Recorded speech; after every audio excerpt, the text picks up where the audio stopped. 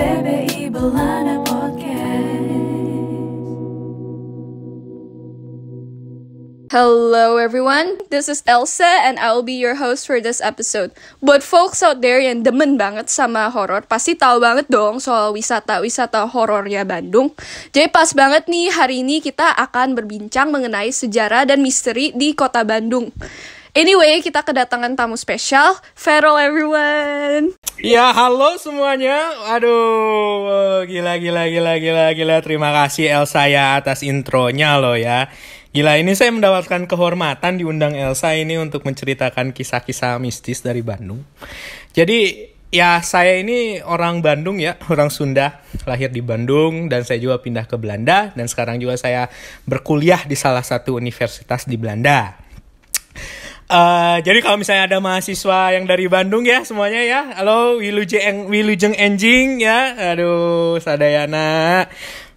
Jadi waduh seneng banget nih bisa diundang sama Elsa nih, gila ya, hebat banget nih, meriah sekali. Ya, padahal pas banget nih Feral, gue mau nanyain apa kabar, tapi udah you beat me to it sih, jadi... Apa kabar? Waduh, kabar gue mah selalu baik kali Elsa. Ya kali kan. Oh gitu ya. Ya kali gak baik kan. Ya gimana ya, kehidupan bahagia ini. Enjoy di dunia lockdown ya. Gila. Anyway, kita lanjut aja ngomongin soal tempat-tempat horor di Bandung. Ya jadi ini kita mulai dari kisah Gunung Sate dulu kali ya. Iya. Boleh. Mungkin kebanyakan orang tahu lah Gedung Sate apaan, benar gak sih? Enggak, gue nggak tahu. Ya kan? Kenapa sih namanya Gedung Sate? Mungkin pendengar banyak yang penasaran sih, kayak kenapa namanya Gedung Sate? Apakah dulu di sana mereka jualan sate atau apa? hampir tepat mungkin ya, hampir tempat ya. Emang ada tukang sate di belakang Gedung Sate yang enak ya. Ini promosi aja nih dikit. Malahan yang adanya tempat pos di belakangnya Gedung Sate, which we will get into later. Tapi ya udah. Terus kenapa ya orang bisa bilang itu namanya Gedung Sate? Like I heard itu karena jumlah guldennya dibikin kayak bentuk sate, jadi I don't know di bagian atasnya. Jadi kalau yang belum tahu Gedung Sate ya kenapa dinamain Gedung Sate? Sebenarnya gua sendiri nggak tahu kenapa dinamain Gedung Sate. Tapi kalau dari mulut ke mulut itu, kalau kita lihat tepat di atas atapnya Gedung Sate itu kan ada kayak bentuk kayak sate gitu ya. Nah itu awalnya orang-orang tuh bilang kayak oh ya itu Gedung Sate. Itu yang saya dengar dulu. Cuma kalau gunanya Gedung Sate itu kan sebenarnya gedung pemerintahan ya. Jadi dulu itu awal berdirinya Gedung Sate itu adalah sebenarnya untuk pemerintahan Belanda. Jadi nama aslinya tuh bukan Gedung Sate, ya kan? Bukan Sate Gebouw. Ya kan, jelek banget ya kalau namanya Sate Gebouw dulu. Ya, jadi dulu namanya Governmentsbedrijven. Nama asli Gedung Sate itu dulunya. Terus itu dulu dirancang sama ahli Belanda. Kalau nggak salah itu namanya tuh Insinyur Gerber. Jadi dia arsitek muda lulusan Delft. Dan juga dibangun sama arsitek yang namanya De Roo. Insinyur De Roo. Sama Insinyur Hendricks. Itu yang gue dengar, setahu gue. Nah, gitu. Terus sejarahnya juga kayak istilahnya dulu Gedung Sate ini tuh kan ditangani oleh Gemeente Bandung, ya kan? Dan dulu itu diketuainya sama kolonel gitu. Jadi ya seperti yang kita tahu waktu zaman-zaman kolonial Belanda itu kan kayak istilahnya masih banyak kayak tenaga kerja yang tidak dibayar ya. Kayak Rodi lah kasarnya untuk membangun Gedung Sate juga gitu. Gitu awalnya. Dan kalau misalkan yang pernah masuk Gedung Sate ya, yang pernah masuk Gedung Sate itu kita bisa ngelihat banyak ukiran batu nisan ya, sama kayu gitu ya. Nah ini tuh ukiran ini tuh katanya dari Cina, yang berasal dari Konghu dan Kanton. Jadi kayak kalau misalnya ada yang pernah masuk ke gedungnya terus lihat ukirannya, jadi ukirannya kayak lebih berbau-bau Cina ya. Oh, pantesan Gue dulu kalau nggak salah pernah baca deh, kayak ada yang pernah bilang Gedung Sate itu arsitekturnya paling indah. Di buku yang judulnya kalau nggak salah Bandung en haar Hoekvlakte. Feral, boleh nggak sih jelasin gedungnya kayak gimana? Biar orang tuh, pendengar kita tuh bisa membayangkan gitu loh. Gedungnya tuh kayak gimana gitu. Jadi Gedung Sate itu sebenarnya komplek ya. Komplek pemerintahan kasarnya gitu loh. Mungkin kalau yang pernah ke Bandung, yang pernah ke kan itu kan deket banget namanya sama lapangan Gazebo ya namanya ya. Kalau dilihat tuh kan ada kayak gedung utamanya itu kan kelihatan jelas ya. Ya seperti itulah bentuk gedungnya gitu loh. Intinya besar ya. Intinya besar. Ini jadi awkward banget nih.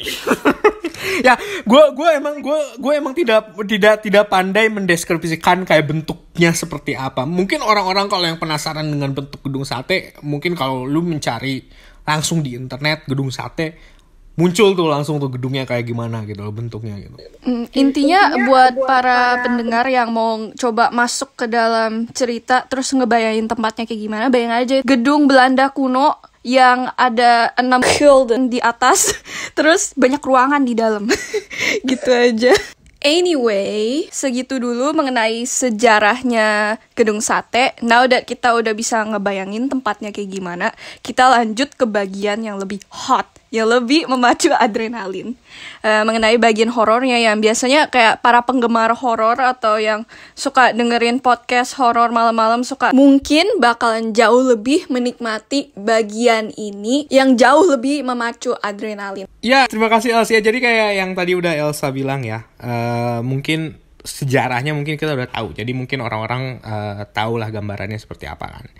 Dan di sini saya akan menceritakan yang bagian yang lebih menariknya tentunya, yang lebih mungkin orang-orang lebih penasaran gitu ya, kayak ya makanya mendengarkan podcast inilah kasarnya gitu loh. Jadi Gedung Sate itu gedung yang indah ya, bisa dibilang menurut saya. Ya, untuk menurut beberapa orang. Atau mungkin ada orang juga yang menganggap gedungnya jelek, ya nggak tahu lah. Itu selera orang-orang ya Els ya.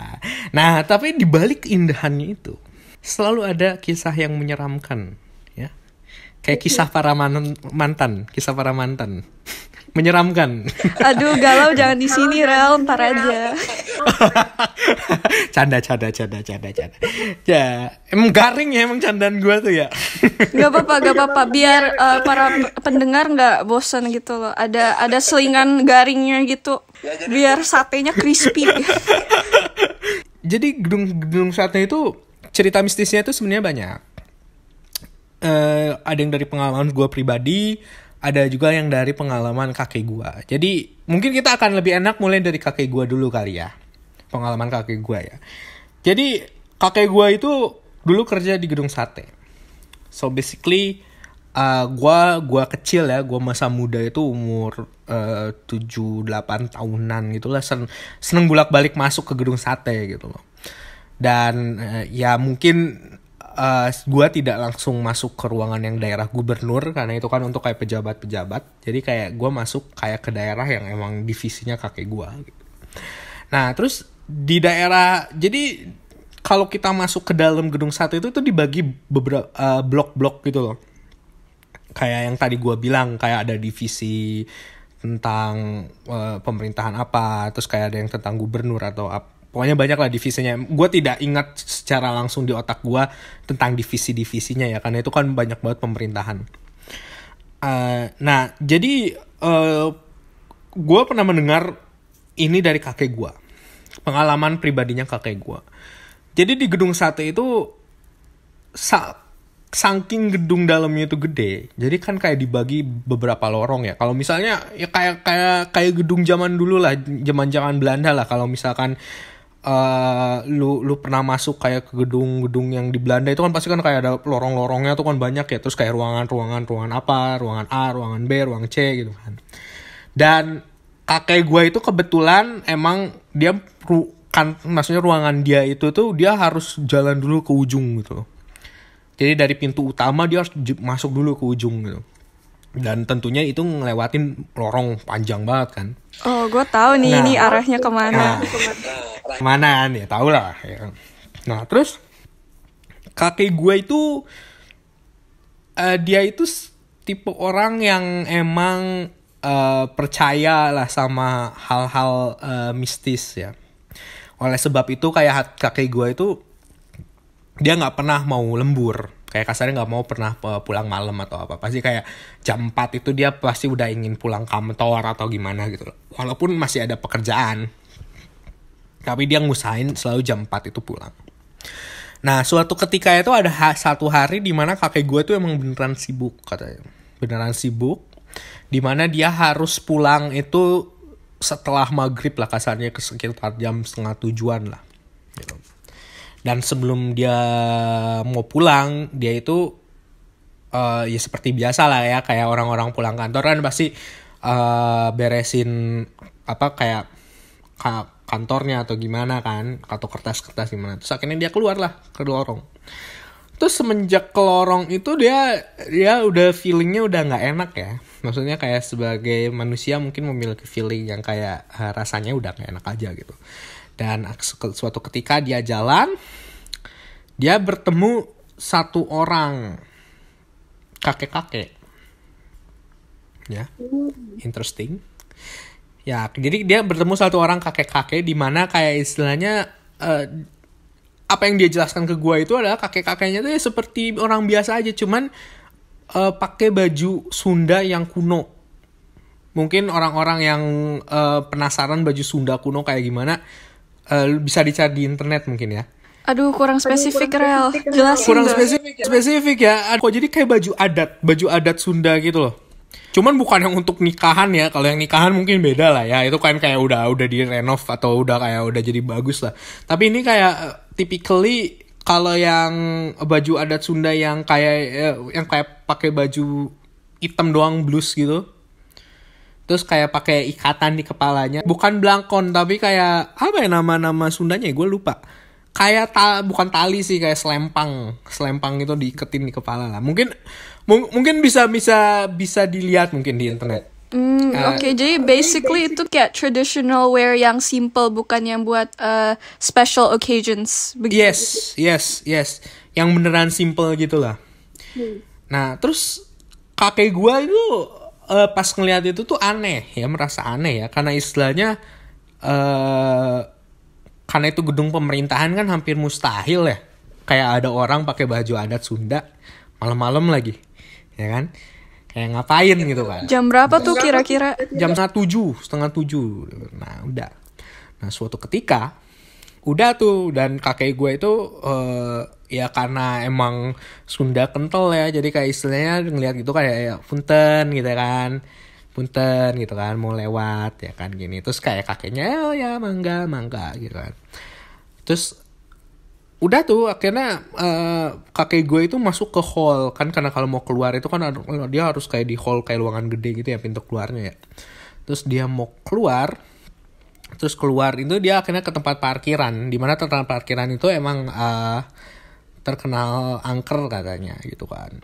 Terus udah tuh kakek gue masuk mobil. Pas dia mau keluar, dia ngeliat kakek itu lagi lihat di jendela, which nggak ada ekspresi apa-apa, cuman ngeliatin kakek gue yang pergi keluar dari parkiran gedung sate. Dan kakek gue itu kayak udahlah nggak mau mikirin, dia ingin istilahnya cepet-cepet keluar dari itulah, dari jalan keluar dari daerah itulah gitu kan. Pas kakek gue baru mau keluar gerbang, dan dia kayak ngelihat kaca apa yang di mobil tuh, yang di ini apa, yang untuk nyetir itu, kalau kaca spion kayak spion itulah, kayak spion tapi yang di dalam itu, aduh namanya apaan masa gue lupa. Intinya sih. itu. Pokoknya itulah gitu kan. Kakeknya udah ada di belakang kakek gue. Gila ya. Sontak kakek gue kaget ya. Kan disitu kayak aduh apaan tuh kan gitu. Masa sih? Terus dia kayak pas dia ngadep ke belakang lagi, maksudnya langsung nengok ke belakang, kakek gitu udah nggak ada. Jadi cuman kakek gue sendirian gitu. Nah terus akhirnya kakek gue udah merasa kayak nggak aman ya di situ ya, kayak istilahnya kayak melihat kakek gue nggak aman, akhirnya cepet-cepet pulang lah kakek gue kan, cepet-cepet nyampe rumah gitu kan. Pas dia nyampe rumah, ternyata ada kabar duka lah kasarnya, kayak ada kabar duka kayak saudaranya meninggal dan gimana. Jadi kayak dan kakek gue pas cerita gitu emang sempat merinding ya, kasarnya sempat kayak istilahnya karena itu jelas banget ya, kayak misalnya lu sendirian di mobil terus lu lihat kaca yang di dalam mobil itu kayak tiba-tiba ada orang di belakang lu kakek-kakek gitu, kayak wah katanya kaget dong, apalagi waktu itu malam ya, 6:30 ya. Tapi Dan dia- kalau dipikir-pikir, sorry ya potong dikit, itu basically mirip-mirip sama mitos di negara-negara lain gak sih? Kayak contohnya kalau di Irish myths, I think kayak ada yang namanya banshee, jadi kayak hantu nenek tua yang duduk di pohon. Itu kalau lu lihat penampakan banshee di mitos Irlandia, katanya itu pertanda kematian anggota keluarga. Kalau nggak Wah, salah. gue kurang tahu ya kalau yang tentang hantu di Irlandia gimana spesifiknya. Cuman kayak mirip-mirip seperti itu ya kayaknya gitu loh. Dan tentunya itu baru satu dari beberapa cerita yang kakek gue ceritain ya. tentunya. Wah, lanjut, gas. Aduh, gas langsung kedua ya. Itu mungkin untuk yang mendengar kayak mungkin masih belum merinding lah ya. Masih kayak ya biasa lah cerita-cerita hantu mungkin yang Pemanasan. sering terjadi, bener gak sih? Pemanasan, kita sebut pemanasan aja lah. Kita sebut pemanasan ya kan. Nah terus ini gue ini langsung lanjut nih atau gimana? Lanjut aja. Lanjut aja, wah oke, ini seneng nih gue nih. Iya, biar penonton tuh semakin penasaran. Nah gitu. langsung kita gaspol kedua ya. Yang kedua ya, gila. Mungkin tadi cerita pertama emang masih belum takut lah, kayak misalnya itu klasik banget nggak sih, ya kan? Mungkin bukan kakek gue juga yang ngalamin, mungkin beberapa nanti pendengar juga mungkin pernah ada yang mengalami hal yang serupa lah, walaupun emang belum di Gunung Sate ya, bukan di Gunung Sate lah. Nah, jadi cerita kedua ini tuh masih dialami oleh kakek gue, ya. Jadi seperti yang kalian ketahui mungkin yang pernah masuk ke Gedung Sate atau gimana, kan banyak parkiran di Gedung Sate ya. Ya kan, komplek Gedung Sate itu kan terus ada di bagian belakangnya itu kan ada taman ya, kalau kalian ketahui gitu kan. Nah, kantor kakek gue tuh di daerah-daerah situlah kasarnya.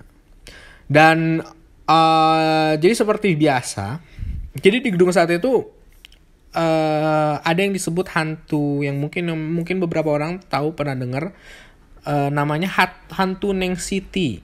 Itu siapa, Rel? Ya. Nah, nanti biar saya jelaskan ya, nanti terakhir biar jelaskan siapa itu Neng City dan gimana.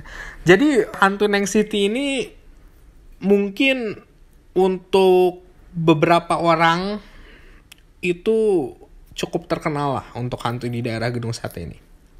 Ya kan. Kalau Neng itu kalau bahasa Indonesianya Mbak, jadi hantu Mbak Siti. Neng itu kan bahasa Sunda ya. Nah, jadi hantu Neng City ini tuh seneng banget kasarnya itu keluar di area belakangnya Gedung Sate. Ya. Jadi lebih tepatnya di daerah-daerah parkiran. Nah, jadi cerita ini tuh mungkin banyak yang mengalami, bukan kakek gua doang. Jadi mungkin ada orang-orang juga yang mengalami. Dan mungkin kejadian-kejadiannya 11-12 gitu loh, kayak mirip-mirip gitu loh. Jadi hantu ini emang kayak ngehantuinnya tuh kayak ya emang ceritanya akan selalu sama gitu loh. Oh, jadi dia repetitif ya orangnya, nggak Repetitif ya. Kurang Atau kreatif. mungkin dia ngelakuin hal yang berbeda, tapi mungkin 1 dari 100 kali ya. Dia Kita nggak ada sangat yang tahu. menerapkan habits gitu ya, kayak Mungkin itulah kayak istilahnya repetitif mungkin. Jadi ini seperti biasa, kakek gue lembur again.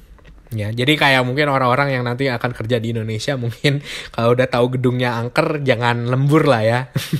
Usahain pulangnya cepet aja dah gitu. Jadi lembur again. Dan kakek gue itu seperti biasa ngambil mobilnya kayak kan di tempat parkiran dan gimana. Nah terus tiba-tiba itu seperti biasa kakek gue menjalankan mobilnya kayak istilahnya menuju ke pintu keluar lah, ya kan. Nah terus kakek gue ini karena pada saat itu udah cukup malam juga, gue nggak tahu spesifik waktunya karena gue lupa inget ya. Karena kakek gue ini nyeritainnya waktu gue kecil banget. Kondisinya itu sangat sepi, ya. Jarang banget orang yang mau lembur. Kayak ya seperti biasa jadi cuman dia sendiri lah yang naik mobil gitu. tiba-tiba kayak istilahnya pas kakek gue nyetir, itu kayak ada yang tiba-tiba jatuh di depan mobilnya. Jatuh, literally jatuh ya, kayak kelapa lah, kayak buah yang jatuh gitu. Dan kakek gue yang kayak istilahnya waktu itu bukan penasaran ya, tapi kayak istilahnya takut, kayak istilahnya yang dia tabrak atau ada orang yang ketabrak atau apa gitu kan. Akhirnya kakek gue memutuskan untuk turun mobil. Dan setelah dia turun mobil, ya kan, dia otomatis kayak melihat dong ke depan mobil apa yang jatuh kan. Dan dia kayak melihat sebuah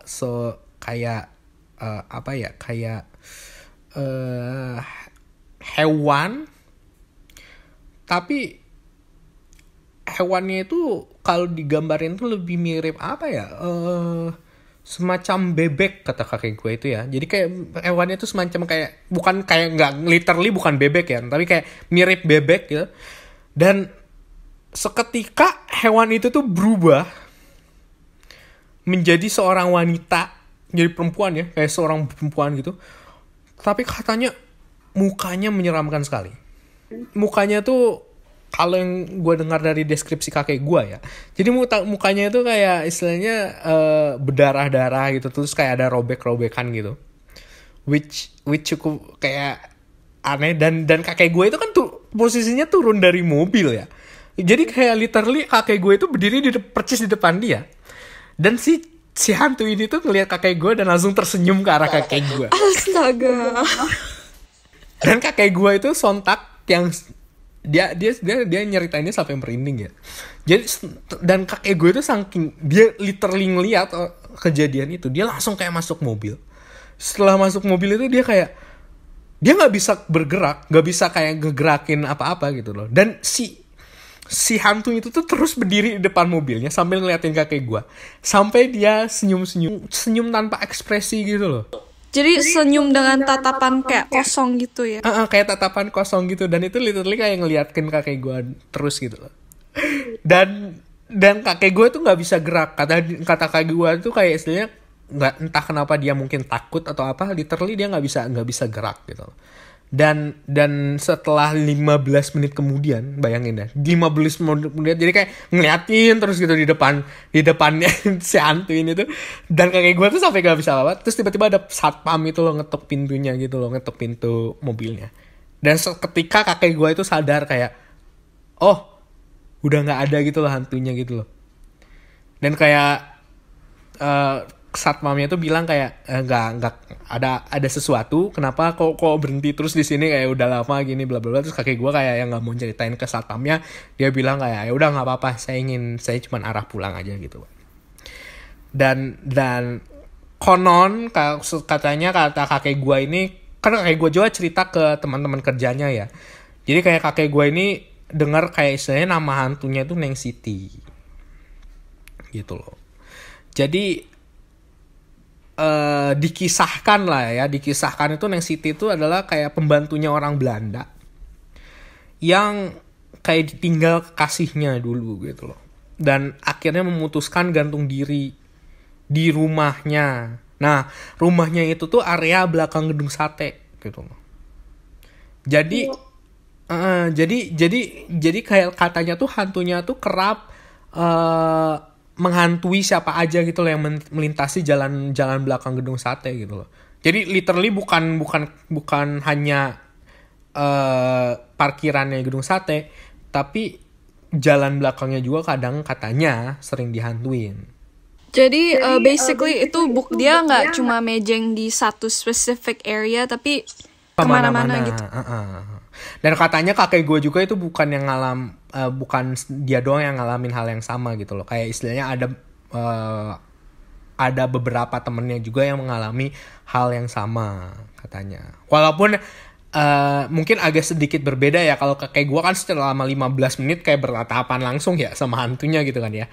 Kalau ada beberapa orang juga yang kayak bilang kayak istilahnya ya dia ngelihat hantu yang sama tapi kayak nggak sampai diliatin 15 menit, kayak dia ada yang langsung pergi, atau kayak istilahnya ada orang yang tiba-tiba kayak nabrak kayak hewan juga gitu loh, terus tiba-tiba hewannya berubah jadi hantunya sama kayak kakek gue, atau nggak ada yang tiba-tiba hantunya nongol di depan orang tersebut. Kayak banyak cerita tentang si Neng City inilah katanya gitu. Tapi ada specific reason gak kenapa si Neng City ini berubah jadi kayak semacam bebek or something? Atau dia Bukan bebek ya? Gua maksudnya bukan bebek, mirip bebek. kayak platypus dong? Platypus kan kayak bebek juga. Gue nggak tahu spesifiknya hewannya seperti apa ya, karena kakek gue itu bilang kayaknya bentuknya hewan kok yang jatuh gitu Dan dari atas. bentuknya selalu seperti hewan itu, atau dia bisa berubah ke bentuk hewan lain? Itu sih kalau kata teman-teman kakek gue ya, kata teman-teman kakek gue itu ada yang kayak bentuknya kayak angsa, atau ada yang kata kayak gue bentuknya kayak bebek dan sebagainya gitu loh. Macam-macam sebenarnya kalau yang gue dengar ya. Tapi kayak gue tidak bisa memastikan itu, karena istilahnya yang gue dengar kan dari kakek gue, dia bentuknya seperti bebek. Jadi literally ya mungkin maksudnya gue menggambarkannya hewan itu berbentuk seperti bebek, tapi tidak seperti bebek. Oke.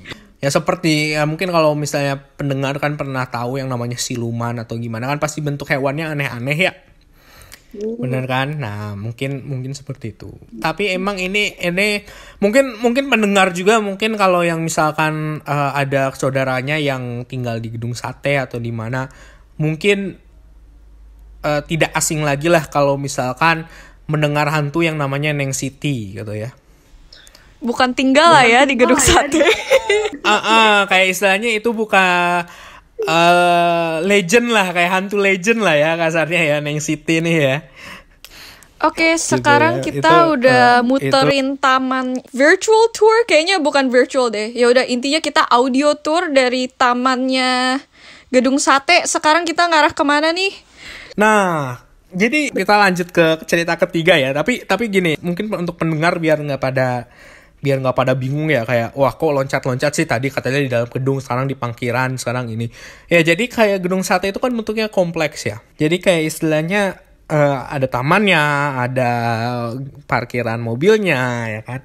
Jadi kayak istilahnya kantor kakek gue yang ini dan parkiran ini yang tadi gue ceritain, cerita kedua tuh sebenarnya tempatnya nggak berjauhan. Literally emang percis di depan gedungnya kantor kakek gue gitu loh. Jadi kalau lu keluar ya itu dia tempatnya di situ. Jadi kayak literally masih nyambung gitu. Nah, sekarang yang cerita ketiga ini tuh lebih ke arah ke, kalau kalian pernah tahu, pernah dengar kayak ada Museum Pos Indonesia ya di dekat Gedung Sate. Itu di daerah dekat Taman Sari lah, masih di komplek Gedung Sate juga gitu loh. Tapi di Museum Pos Indonesia ini tuh emang balik lagi karena gedung tua, dan museum di Indonesia itu kan kadang kayak ada yang gak kerawat atau gimana ya. Jadi kayak suasana mistisnya masih terasa lah ya. Nah ini tuh ini pengalaman pribadi sih El sebenarnya. Widih. Ini pengalaman Panas nih pendengar-pendengar. Pengalaman pribadi. Jadi dulu gue inget banget waktu kecil itu, kalau gue nungguin kakek gue pulang kantor tuh ya, antara gue makan bakso, makan sate, atau nggak ke museum ini gitu. Spesifik banget ya makanannya. Iya dong, jelas dong. kan gue sekalian ini promosi. Siapa tahu ada yang kangen sate Bandung atau bakso ya kan. Ya itulah, di belakang gedung sate tuh ya, di belakang gedung sate tuh ada jualan sate enak banget itu. Promosi loh, gue promosi loh sate gendong. Tahun berapa, Rel? Tahun berapa ya? Gue terakhir makan sate di situ tahun 2010 lah, berarti 10 tahun. udah tua kali ya. Tapi mudah-mudahan masih ada yang jualan. Itu satenya enak banget guys. Support local cuisine guys, apalagi dalam pandemi ini kita harus support local businesses. Nah, itu dia. Hanya ini mungkin sedikit keluar jalur, tapi gue mempromosikan ya. Iya. Sebagai orang Bandung sejati loh. Nah jadi kita balik lagi ke topik ya. Di sampingnya komplek Gedung Sate itu ada Museum Pos. Ya mungkin kalau misalnya ada pendengar yang nggak tahu di mana tepatnya gitu loh museum pos ini di mana letaknya, mungkin bisa dicari lah, bisa dicari di internet dan lu bisa literally ngelihat kayak istilahnya bentuk museumnya seperti apa. Mungkin sekarang mungkin udah banyak direnov ya, kayak kondisinya mungkin lebih bagus, lebih rapi gitu kan. Tapi kalau dulu zaman gua waktu berapa tahun lalu tuh, kayak istilahnya waktu 8 tahun nih, literally emang kondisinya masih tua dan kayak misalnya masih gak terlalu terurus lah. Nah, suatu ketika kalau lu misalkan masuk ke gedung pos ini, si gedung pos ini tuh kayak istilahnya lu harus turun ke bawah gitu loh, kayak masuk ke basementnya gitu loh. Jadi kayak literally museumnya tuh gak tepat di atas gedung atau gimana, nggak, tapi kayak kita kayak masuk gitu loh, masuk ke bawah gitu, turun agak bawah, tapi bukan kayak di bawah tanah ya, tapi kayak turun agak bawah. Gedung Belanda yang agak kuno lah. Dan itu dalam posnya juga itu kuno banget sih. Mungkin orang-orang kalau misalnya mau berkunjung gitu ya bisa, itu emang dalamnya gedung banget sih. Jadi kayak mungkin yang penasaran kayak gimana sih suasananya gedung sate gini, literally kayak gitu. Kayak dalam gedung ini gitu. Nah, terus di dalam gedung ini ada patung orang-orang, maksudnya kayak yang dulu yang kayak seneng bagiin pos dan gimana gitu. Nah, patungnya itu kayak berkumpul di depan motor tua ya. Gue inget banget motornya Suzuki kalau nggak salah, warna orange. Jadi ada orang-orang kayak patung-patung nih kayak istilahnya kayak bagi-bagiin pos dan gimana gitu. Nah, terus gue itu turun ke bawah. Maksudnya turun masuk ke museum ini kan. Karena dulu gue waktu kecil itu istilahnya senang banget yang namanya museum. Dan gue itu kayak istilahnya exciting banget kalau gue masuk museum ya. Jadi kayak gak bisa diem di satu tempat kan. Akhirnya gue terpisah dengan nenek gue. Gitu kan. Sedangkan nenek gue itu kan jalannya lambat. Sedangkan gue yang kayak masih energinya tinggi. Gue jalan-jalan aja terus gitu. Nah, suatu ketika itu gue akhirnya bukan tersesat ya. Tapi kayak berdiri sendiri di museum yang kosong ini gitu. Maksudnya museumnya waktu itu emang gak banyak orang. Jadi kayak berdiri aja gitu loh, kayak ngeliatin kayak perangko atau apa gitu loh. Nah, suatu ketika itu ada yang kayak ngeliatin gua yang waktu dulu masih kecil ini, sampai gua masih inget ya, kayak istilahnya dulu gua yang waktu masih kecil nih kayak istilahnya masih tidak terlalu mempedulikan lingkungan sekitar ya. Jadi kayak istilahnya ya udah bodo amat lah, ngapain sih kalau dia ngeliatin gua gini atau gimana, ya bodo amat gitu loh. Tapi lama-lama gue memiliki feeling kayak istilahnya gue diliatin terus selama istilahnya kurang lebih 15 menit. 15-20 menitan lah. Kayak yang menurut gue kayak aneh banget, kayak kenapa orang ngeliatin gue selama 20 menit. Ya kan?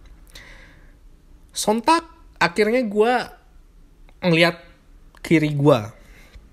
Pada saat itu gue langsung kayak ngeliat gitu, kayak siapa sih yang ngeliatin gue. Dan tidak ada orang. Dan akhirnya gue tidak mempedulikan itu. Akhirnya gue kayak saya lanjut aja lah ngeliatin kayak koleksi-koleksi museumnya ya. Kayak istilahnya ada perangko, ada ini. Terus akhirnya gue masuklah ke daerah yang kayak istilahnya patung-patung ini. Patung-patung yang tadi gue ceritain di awal ya. Nah, terus si patung-patungnya itu kan ada beberapa orang ya. Kayak istilahnya bukan postman-nya doang, tapi kayak ada beberapa orang. Dan gue ngeliatin, kayak istilahnya ngeliatin patungnya gitu kan, ngeliatin motornya, emang motornya antik gitu kan.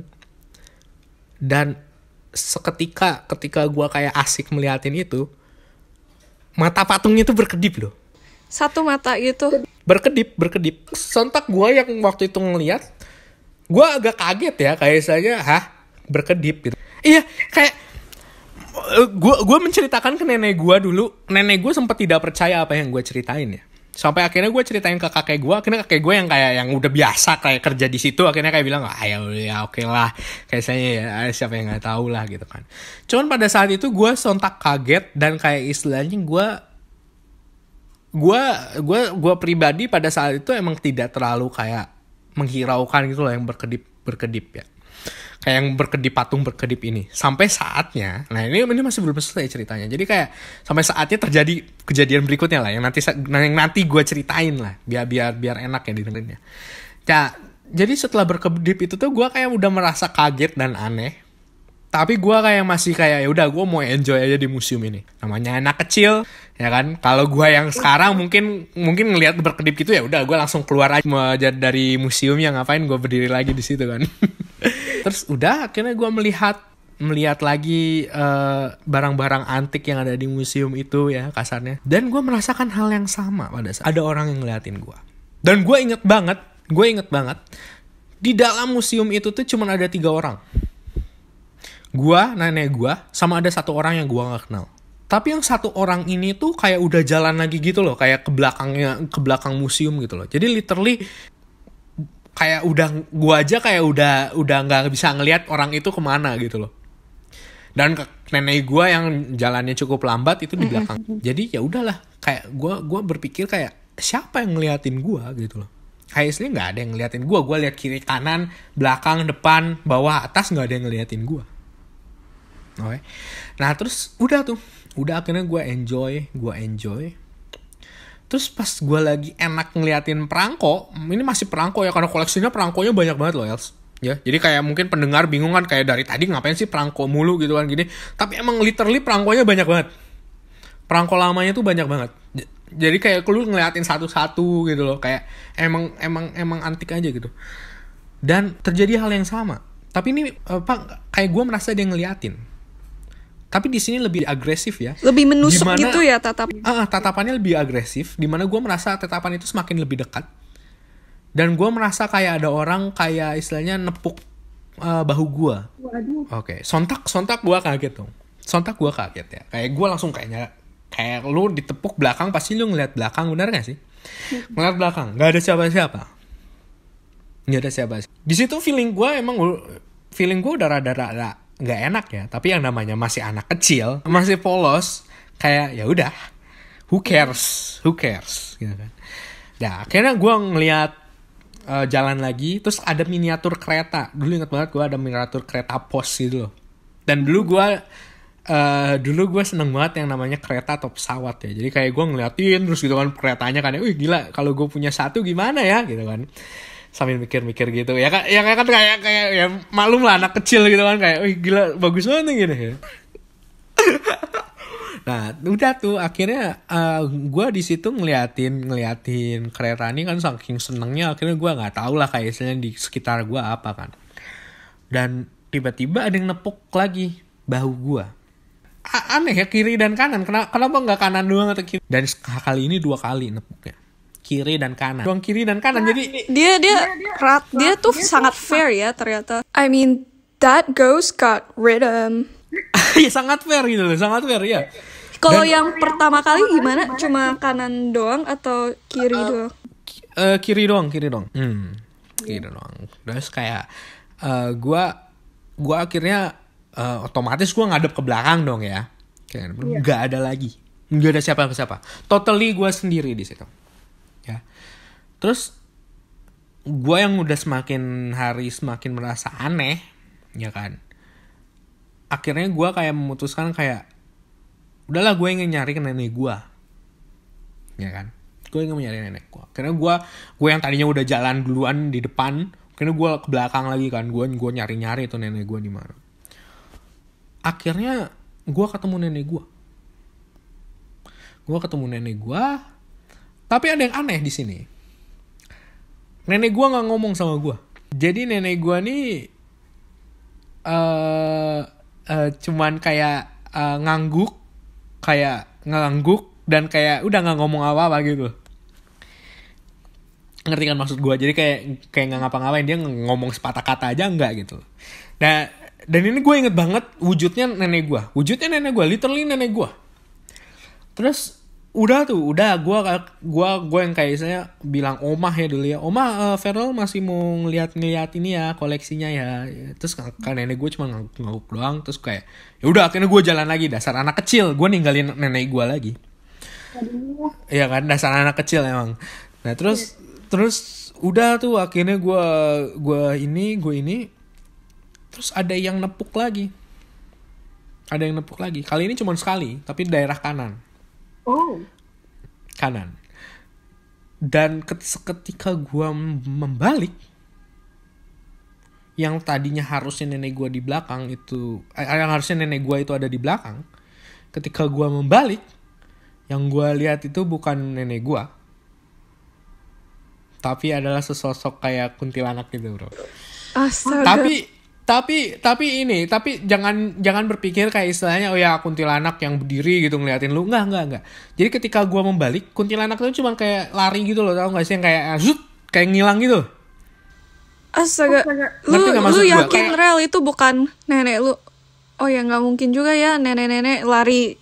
Yang kayak lari kan nggak mungkin ya. Kayak istilahnya lu lah kayak lari ketiup angin, nah ya kayak man. Kayak nenek gua aja ngejar gua yang lari-lari nggak bisa, apalagi kayak lari kayak gitu. Oh, jadi larinya langsung kayak menghilang. Jadi kayak literally kayak gue cuman melihat gue nggak melihat rambutnya ya, tapi kayak gue melihat kayak putih terus terbang, kayak bukan ya maksudnya menghilang lah, bukan terbang, kayak menghilang ke samping. Terus gue di situ ya dasar anak kecil lagi ya, balik lagi ya, kayak bukannya takut malah kayak istilahnya gue kayak ya udah bodo amat kayak gitu. Terus udah akhirnya beberapa menit kemudian nenek gue datang. Pas nenek gue datang, nenek gue bilang, kamu kemana? Omah cariin gini kan lah. Dari tadi aku di sini gitu kan, kayak gak kemana-mana. Lah tadi nenek di sini. Nggak ngelihat kamu lagi di mana. Terus aku bilang kayak, maksudnya gue bilang kayak, dari tadi kok di sini deket patung ngeliatin ini kereta. Terus ya tadi nenek, maksudnya tadi omah lewat sini kamu nggak ada. Kamu kemana? Gitu loh. Dan kayak istilahnya museum ini tuh kayak lu mau cuma jadi kayak lorong gitu ya. Jadi kayak istilahnya lu mau muter kemana juga pasti ketemu dengan jalan yang sama gitu loh. Jadi kayak nggak kayak Rek Museum. Kalau Rek Museum kan emang gede banget ya. Oh, Rek Museum beda cerita beda lagi lah ya, gitu. beda nggak kayak gitu. Tapi ini kayak literally kayak lu kalau mau jalan kemana pasti kayak ketemu lagi gitu loh. Kayak nggak mungkin lu menghilang kayak di gedung itu menghilang, nggak mungkin. Terus nenek gue yang kayak udah merasa kayak aneh gitu, kayak istilahnya ya udah ayo kita keluar gitu kan, keluar gitu, kayak istilahnya daripada kamu ngilang lagi atau gimana ya udah keluar. Ya akhirnya gue waktu itu keluar, akhirnya ya udah keluar dari museum itu, suasananya udah biasa lagi lah kayak kasarnya. Terus kayak akhirnya gue karena kakek gue juga udah selesai kerja, terus kakek gue datang marah ke gue sama nenek gue gitu loh. Karena waktu itu kan udah sore ya, kayak istilahnya kakek gue tuh bilang kayak, kenapa kamu sore ngajak ke museum itu, kata dia. Kayak istilahnya kalau kamu mau ke museum itu harusnya lebih rada pagi gitu loh, jangan kayak udah siang mendekati ke sore gitu loh. Terus nenek gue yang sontak bingung kayak gini, kakek gue itu orangnya yang emang nggak mau cerita apa-apa kan, cuman kayak kamu baik-baik aja Feral gitu kan. Kakek gue cuma bilang gitu, ya baik-baik aja, ini buktinya nggak apa-apa gitu kan. Ya udah akhirnya kakek gue masih belum mau cerita tuh sampai akhirnya nyampe rumah. Pas nyampe rumah tuh baru kakek gue cerita kayak istilahnya kamu tadi ngerasain yang aneh-aneh ya. Terus kayak aku nggak tahu, iya sih opa, tapi aku nggak tahu itu siapa gitu kan, dengan polosnya gue ya. Terus ya udah nggak apa-apa gitu kan, coba opa ini ya, opa peluk ya gitu kan. Oh nggak apa-apa udah gini. Terus kayak oh ya emang ada apa opa? Enggak apa-apa, tadi cuma ada ini doang kok gitu kan. Terus kayak tadi ada temen doang gitu kan. Terus kata gue ada teman gitu kan. Dan kakek gue itu masih belum mau cerita tuh pada saat itu. Sampai akhirnya gue beranjak 18 tahun.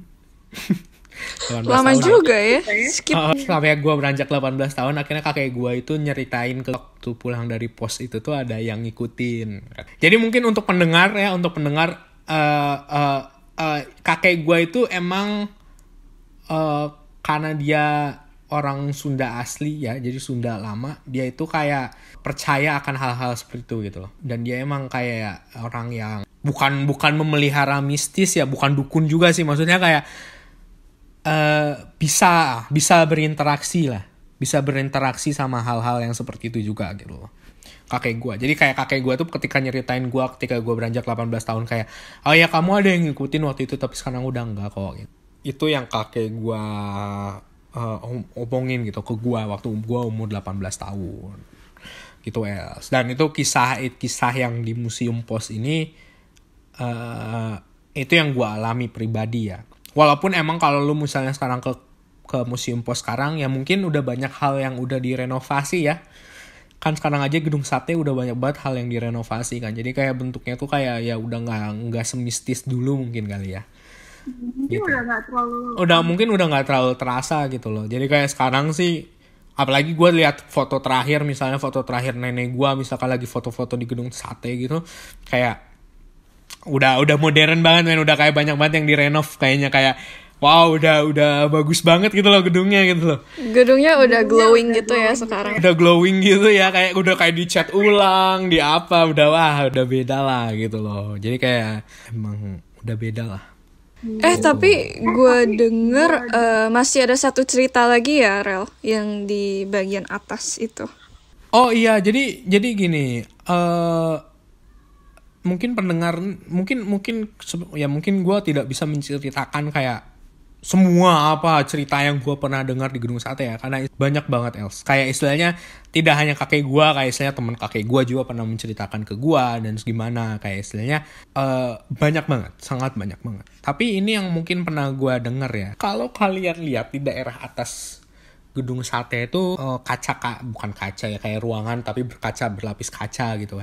Konon kata beberapa orang. Jadi daerah kaca ini tuh kalau paling atas ya. Jadi kayak kalau lu misalnya malam-malam gitu ya, kalau lu hoki lah kasarnya, kalau emang lu ingin tahu tentang mistis gitu ya, ingin merasakan mistis dan lu hoki, katanya lu bisa malam-malam tuh melihat kayak ada orang katanya berdiri di bagian atas. Aduh itu mah bukan hoki.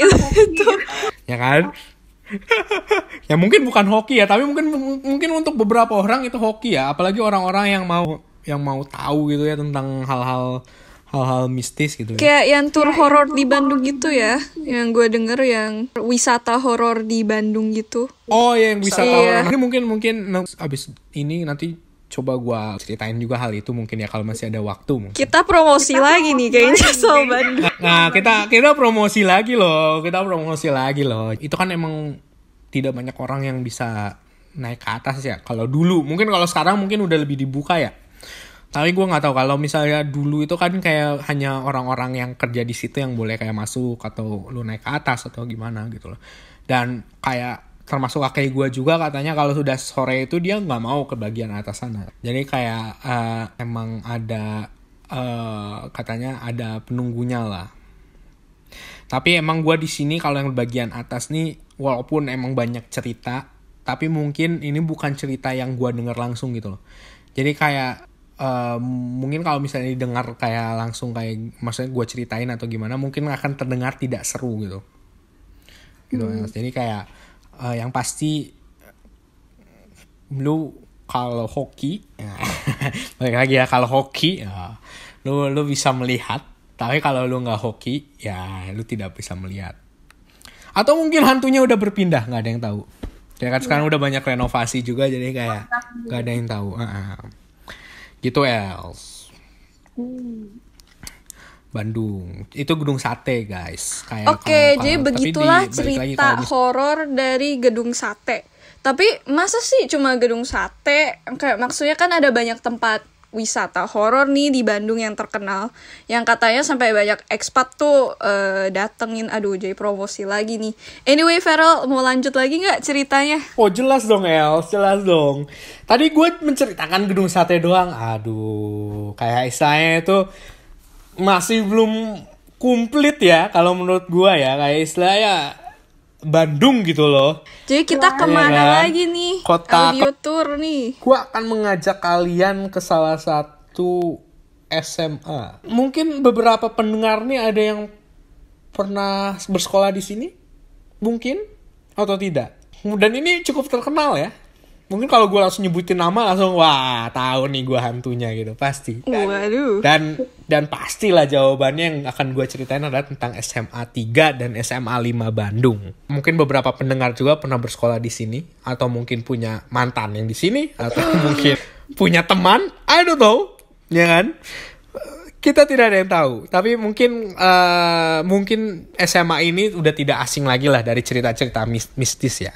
Jadi terutama tentang hantu Nancy, ya kan, hantu Nancy. Tapi sebelum gue ceritain lebih lanjut nih siapa sih hantu Nancy gitu kan.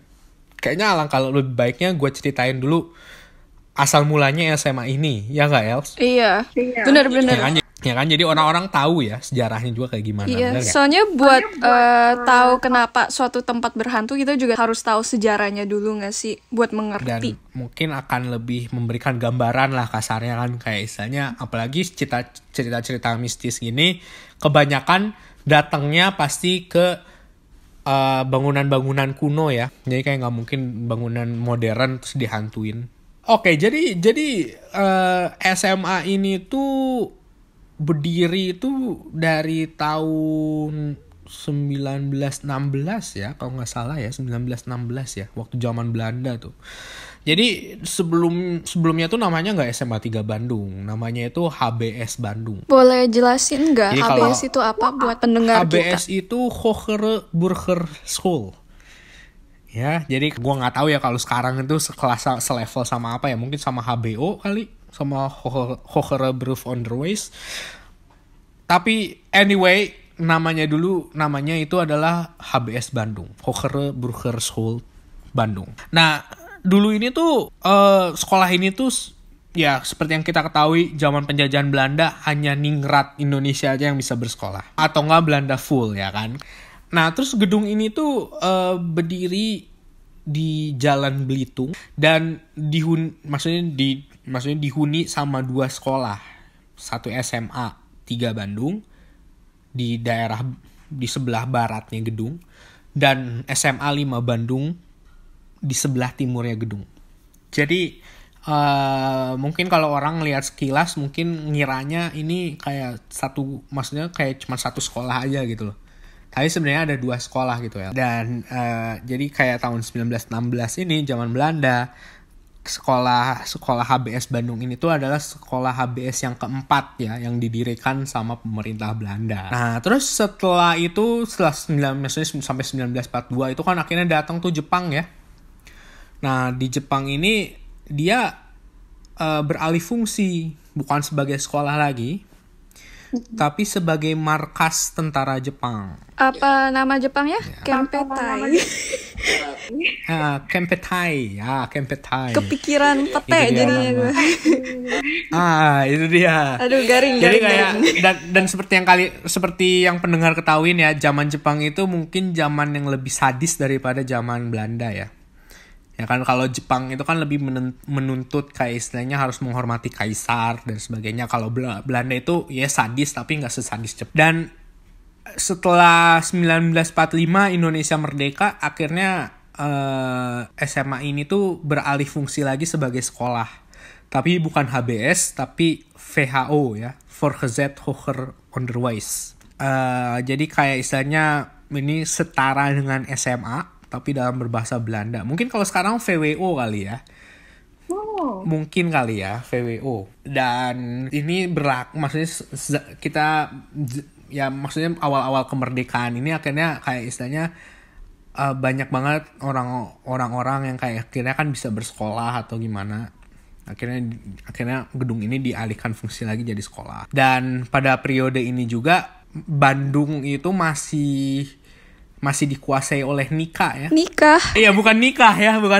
Aduh, kalau nikah mas saya juga mau dong. Bukan nikah ya, cuman kayak NICA, NICA gitu.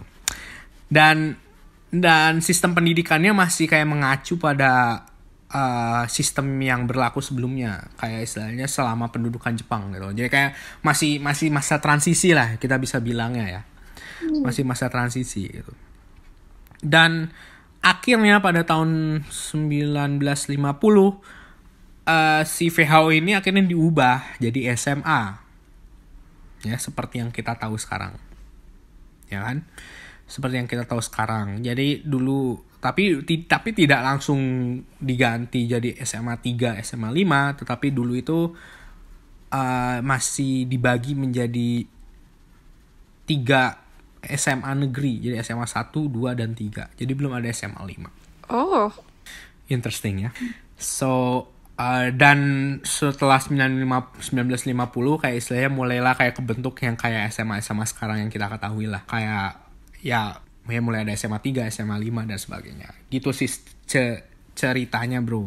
Nah, tapi sekarang pertanyaannya tentu para pendengar nih penasaran ya. Kan dari dulu sekolah, kenapa jadi angker? Benar gak? Iya. Ya, nah, apalagi kan kalau dulu kan kalau sekolah-sekolah tuh angker pasti kan antara dulunya rumah sakit atau nggak dulunya kuburan atau apa gitu kan. Sama-sama sekolah. Jadi SMA 3, SMA 5 Bandung ini mungkin para pendengar juga mungkin ada yang pernah ada yang tahu juga ya. Nama hantunya tuh hantu Nancy ya. Nah, seperti yang terdengar dari namanya aja, Nancy bukan orang Indonesia ya tentunya ya. Jadi ini hantu noni Belanda nih, yang blondi ini ya. Nah, hantu ini cukup terkenal ya, apalagi di kalangan, baik itu di kalangan siswanya sendiri maupun yang bukan. Ternyata drama cinta itu ternyata terjadi dari zaman dulu, Els, ya kan? Jadi bukan zaman sekarang aja ya. Jadi kayak para pendengar nih kalau misalnya, waduh gila patah hati nih semasa SMA gini, wah ternyata dulu juga pernah terjadi hal-hal yang sama ternyata. Gitu loh. Jadi kayak hantu Nancy ini dulu itu konon dia itu menyukai pribumi. Dan seperti yang kita ketahui dulu kan gak kayak sekarang ya. Orang blondi gak boleh pacaran sama orang-orang pribumi. Akhirnya berawal dari wajah yang cantik dan cinta yang bersemi. Asik tuh katanya kan. Dan dihalangi oleh orang tuanya, akhirnya si Nancy ini tuh memutuskan untuk bunuh diri. Dalam arti bunuh diri ini tuh adalah dipercaya ya, konon ya kan. Ini kan kayak nggak mungkin gue melihat langsung kan nggak mungkin ya, kayak istilahnya kan terjadi lama sekali. Jadi konon Nancy ini meninggal lompat dari tangga dekat aula di sekolah ya. Sekolahnya yang tadi gue bilang SMA 3, SMA 5. Gue tidak tahu tepatnya di mana tangganya. Mungkin yang pernah sekolah di situ mungkin jauh lebih tahu dari gue spesifik tempatnya di mana. Dan nanti langsung gue sambung mungkin sama cerita yang pengalaman dari temen gue sendiri yang pernah bersekolah di situ. Gue ada temen dia di SMA 5. SMA 5 dan dia laki-laki, dan gue nggak mau nyebutin nama ya karena ini privasi ya. Cuman dia dulu seneng banget kayak istilahnya di sekolah lah, maksudnya kayak datang paginya pagi banget, tapi rajin enggak. Tapi emang ya gitulah anaknya, emang rajin enggak tapi nilai bagus ya, emang asem tuh emang anak-anak kayak gitu ya. Terus suatu ketika dia datang ke gua karena emang kita rumahnya deketan dan emang kayak temen lah. Terus dia cerita akhirnya ke gua gitu loh, kayak, "Woi, gua ada cerita nih baru tadi," maksudnya waktu itu ya, Pak. Maksudnya baru tadi nih gua kejadian gitu loh. Dan dia nyeritain dari awal sampai akhir. Jadi dia datang pagi nih ke SMA 5 Bandung. Terus karena dia datangnya kepagian, nggak ada siapa-siapa kan. Orang-orang masih belum pada datang. Akhirnya dia ngegabut lah kasarnya.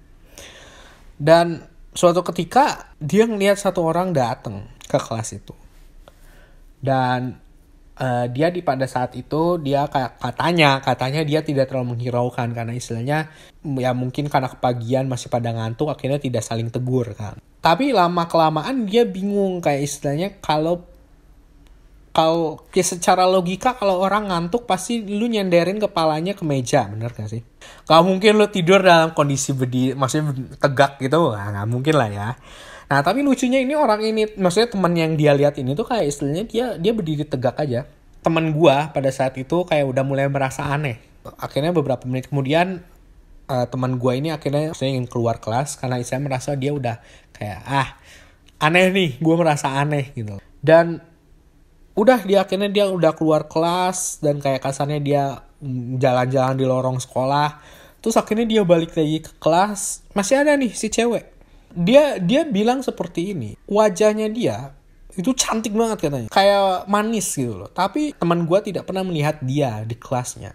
Jadi dia menyangka bahwa orang ini mungkin murid baru gitu loh. Nah akhirnya teman gue ini negur lah kayak kasarnya, ya pagi gitu kan.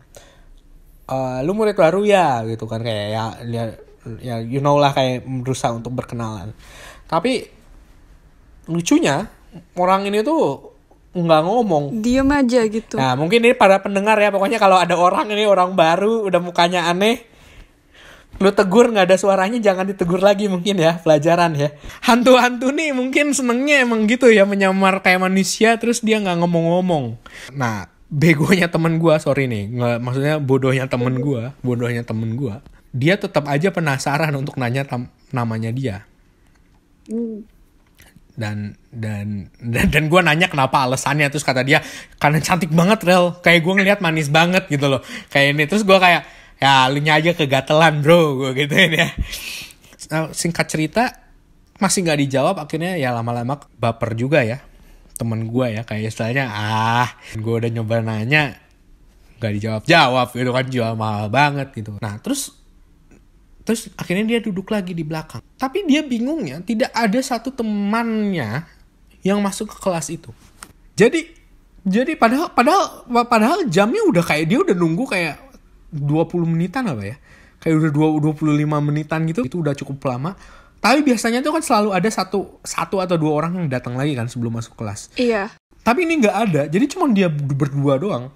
Astaga. Maksudnya si teman gue ini tuh bingung, kayak aneh gitu loh, kayak gue yang biasanya datang pagi, pasti ada temen gue yang datang juga. Karena merasa aneh, temen gue nih akhirnya nyoba lagi keluar. Tapi lebih anehnya lagi, pas dia keluar, itu gak ada siapa-siapa juga gitu loh di lorongnya gitu. Jadi beneran kosong. Jadi beneran kosong gitu loh, beneran kosong. Jadi kayak cuma ada dia dan yang perempuan baru inilah kayak. Akhirnya temen gue akhirnya memutuskan untuk kayak keluar dari kelas itu. Terus pas dia turun ke bawah, karena dia kelasnya kan di atas, seketika tiba-tiba banyak orang. Tunggu. Jadi dia keluar, terus tiba-tiba di bawah rame. Terus dia keluar, terus dia akhirnya turun ke bawah kan, karena istilahnya penasaran kan. Karena emang waktunya udah sebentar lagi masuk kan. Iya. Dan dia kayak istilahnya turun ke bawah, tiba-tiba rame. Dia bingung kan. Maksudnya awalnya dia bertemu temennya lagi lah, kayak istilahnya temennya ini. Terus dia nanya, lalu gak pada ke atas apa? Terus temennya bilang, lah tadi gue ke atas nyariin lu kemana? Sama ada murid baru. Nah terus temennya gue itu bilang kayak gini, lah gue dari atas tadi, semua temen kelas kita udah di atas, lu doang yang nggak masuk bro. Dia bilang gitu. Kita cuma ngelihat ada tas lu, tapi lu nya nggak ada. Lu kok dari mana? Terus dia bilang, gue dari tadi di kelas cuman berdua. Terus temen gue ini kayak ngotot kan, kayak saya, gue tadi di kelas berdua, ada murid baru. Terus kayak temennya lagi bilang, gak ada murid baru dan kita semua udah di kelas nyariin lu doang tasnya ada di situ, lu nya gak ada. Terus temen gue yang kayak merasa aneh akhirnya diem aja kan, kayak oke lah, ya udah kan mencoba hari-harinya ini kan. Akhirnya udah tuh waktu pulang sekolah dia turun, tiba-tiba ke lorong sekolah, terus dia kayak ngelihat si perempuan baru ini yang cantik ini. Dia cuma nengok gini. Terus kan kalau keluar jam pulang sekolah kan pasti orang-orang pada keluar kelas ya. Kayak soalnya kan banyak lagi kan. Dia ngelihat ada perempuan ini, terus kayak orang, misalnya kayak ada orang nih nutupin dia kayak karena jalan keluar. Terus pas setelah orang itu lewat, si cewek ini udah nggak ada. Astaga. Jadi kayak dan dia sontak kayak baru sadar bahwa yang gue lihat tadi itu bukan manusia gitu loh. Kayak gue selama pagi itu selama di pagi ini tuh yang gue lihat tuh bukan manusia. Jadi kayak semenjak kejadian itu tuh kayak temen gue yang cerita itu tuh kayak nggak mau lagi datang pagi gitu loh. Selalu kayak istilahnya dipepetin aja waktunya biar telat gitu. Jadi itu yang kejadian temen gue. Gitu Wells. Oh ya, untuk mendengar nih, ini juga ada mitos, mungkin ada yang mungkin penasaran, mungkin wujud hantunya kayak gimana. Katanya kalau 3 kali lu ngelilingin sekolah itu, Katanya lu bisa melihat hantunya persis di jendela. Gua belum mencoba. Gak usah dicoba, Rel. Gak usah dicoba, karena gue bukan orang yang kegatelan ya. bukan kayak temen gue ya yang gatel. Jadi kalau misalnya ada yang penasaran, mungkin gue juga belum membuktikan ini benar atau tidak. Tapi kalau misalnya ada yang membuktikan, coba aja kelilingin gedungnya 3 kali dan katanya bisa melihat hantunya. Ya begitulah cerita dari SMA 3 ya. Gila. Oke, jadi makasih banget ya Feral udah cerita-cerita. Udah mau dateng ke podcast ini. Udah mau menceritakan, berbagi kisah mengenai tempat-tempat sejarah dan misterinya di Bandung. Meskipun 2 tempat doang, tapi udah banyak ceritanya. Iya, sama-sama Elsa. Aduh, ini maaf kalau misalkan ada gua salah ngomong atau gimana. Gua minta maaf. Sebenarnya masih banyak banget cerita. Tapi mungkin untuk kalau misalkan saya ceritakan semua mungkin nanti 5 jam gak selesai kali ya. Ya mungkin jadinya pengantar buat tidur jadi. Tapi ya, terima kasih banyak Elsa. Sama-sama. Stay safe ya buat Feral dan semuanya. Iya, lu juga ya. Semuanya juga stay safe ya. Semoga bisa menemani kalian di lockdown ini. Okay, so that's a wrap for this episode. And thank you for listening till the end, or skip to the end. It's totally fine with me, by the way. And stay tuned for more updates from our podcast. And see you soon. Bye.